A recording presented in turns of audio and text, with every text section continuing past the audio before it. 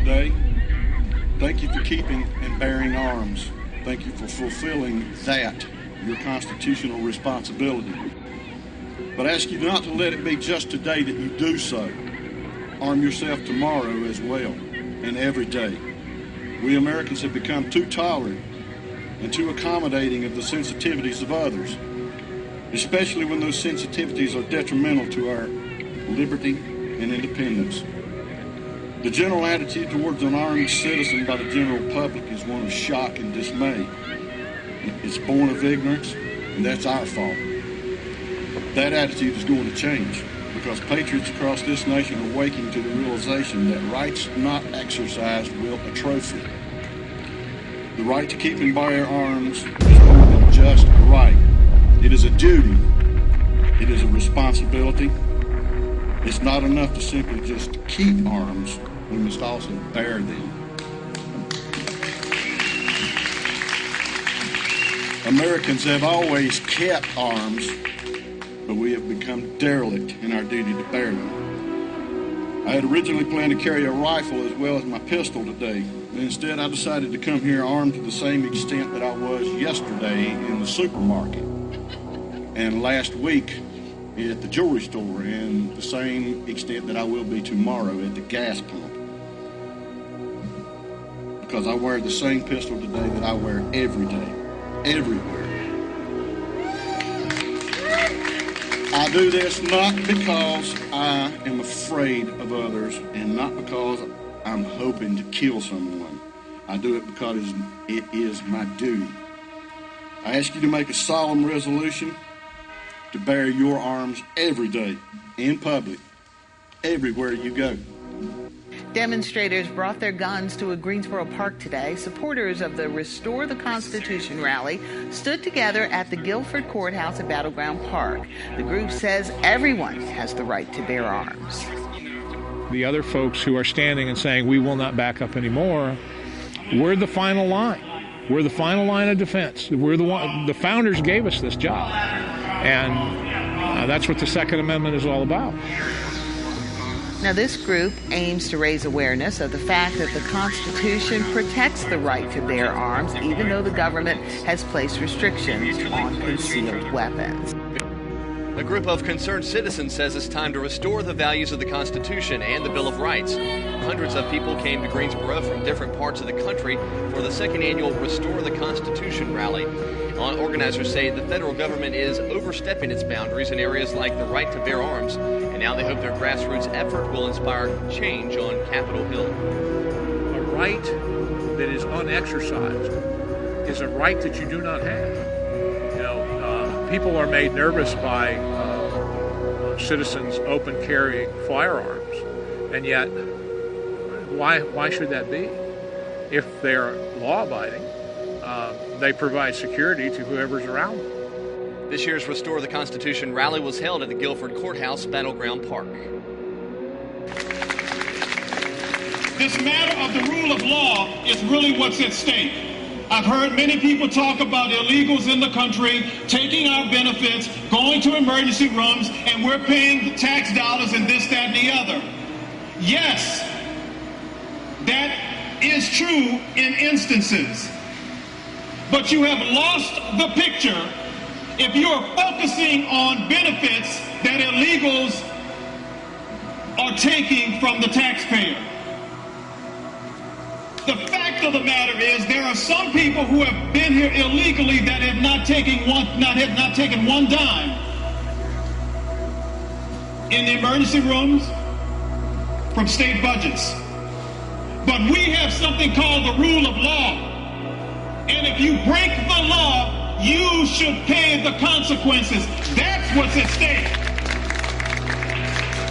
They're taking you off of what is the real point. The point is the rule of law. And even if I had good intentions, if you do not follow the rule of law, you suffer the consequences. That's what's at stake, and we should continue to focus on that with this issue of illegal immigration and stand by the state of Arizona and every other state that is going to uphold the rule of law. I want to ask you all another question. I'm going to ask for a raise of hands. Who in this audience believes, and this is going to go back to why 20% of the people rule us, who in this audience believes that it is a state that should be telling us what to think? It's a state that should be telling us what to believe about our history. It's a state that should tell us what to believe about God. It is a state that should tell us what we can do in our own homes, whether we can carry arms, where we can carry those arms. Who believes it's the state's right to tell us those things? I don't see any hands. Okay, maybe you didn't understand. Let me ask the question a different way. Who sends their children to public school? You just answered the first question. Our state school system is training our children to be drones. It was instituted by people with a desire to create a compliant population, a desire to create a group of workers who will do what they're told, not ask too many questions. They'll go work their day's work and they'll go home to watch television so that the marketers can tell them what to buy with the money they just earned. We have created a whole population waiting for the government to hand them a check, waiting for the government to tell them where they can drive or if they can drive, waiting for the government to tell them if they can have a gun. You know, BJ had a great point earlier. He said democracy is two wolves and a lamb arguing over what's going to be for lunch. He didn't finish it. See, liberty is a well-armed lamb contesting the vote. Hey, November is not the end of the war. November is that line in the sand where we have to stand up and say we are no longer going to be on the defense, we are going on offense. We are no longer willing to give up island after island, nation after nation. We are no longer willing to give up liberty after liberty after liberty for the sake of appeasement, for the sake of making people feel good about us, for the sake of people thinking that we're peace lovers. That has to stop. And November is the day that stops. But that's the beginning of the battle, gentlemen, ladies. See, now we got to start moving forward. We got to start pressing on towards the enemy shores. And we have to take back the liberties that have been stolen from us. And the way we're going to do that is not with the weapons you're carrying today. Lord forbid we come to that. The way we are going to do that is by the question I asked you earlier. We have to get involved in our school systems. Because the battlefield, ladies and gentlemen, is not Washington, D.C. The battlefield is not Raleigh, North Carolina. The battlefield is the hearts and the minds of our children. And I know a little bit about it because I have 8 of them. My wife will tell you she has 9. So it's time for us, as patriots, as men and women who love liberty, to take responsibility. See, we're all talking about our rights. We've lost our rights to this. We've lost our rights to that. No one's talking about the other R word, responsibility. Responsibility precedes our rights.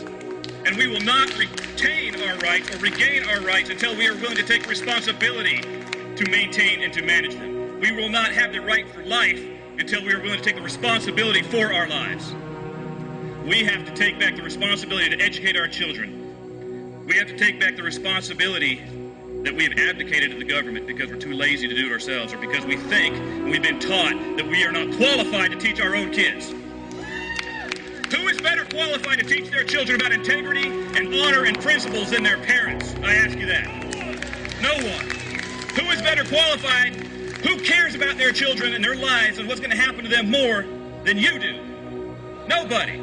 No employee of the state, no matter how many letters or PhD and EIEIO they have after their name, is going to be able to teach your children better than you are. And it's time to stand up and take back that portion of our country. When I was elected to be the representative from North Carolina to the convention which elected George Bush for the second time as the nominee for the Republican Party, I received all kinds of threatening phone calls. And my window was broken out.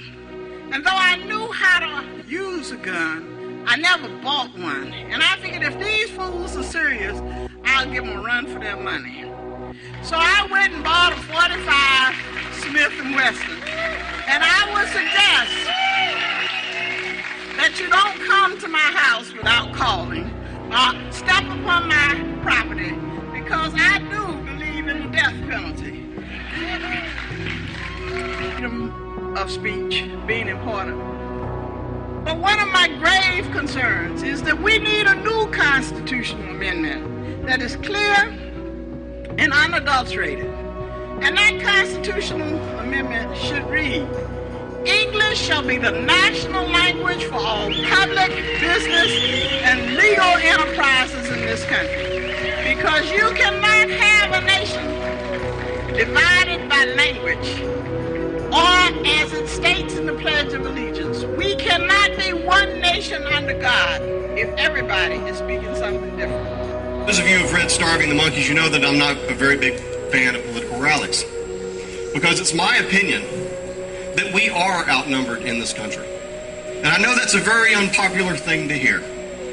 But if you look, for example, at some of the speakers that have been up here already, if the educational system has been taken over, can you count those people as part of us anymore? Or have we lost them to them? If that's the case, political rallies, hoping that elections will change anything, is not going to work. And let me give you a thought experiment about that. Imagine you're on a plane with 20 people, and you crash on a desert island, and 17 of them decide to be tyrants and enslave 3 of you. Because you're in the minority, is it your responsibility then to accept that slavery? Of course it isn't.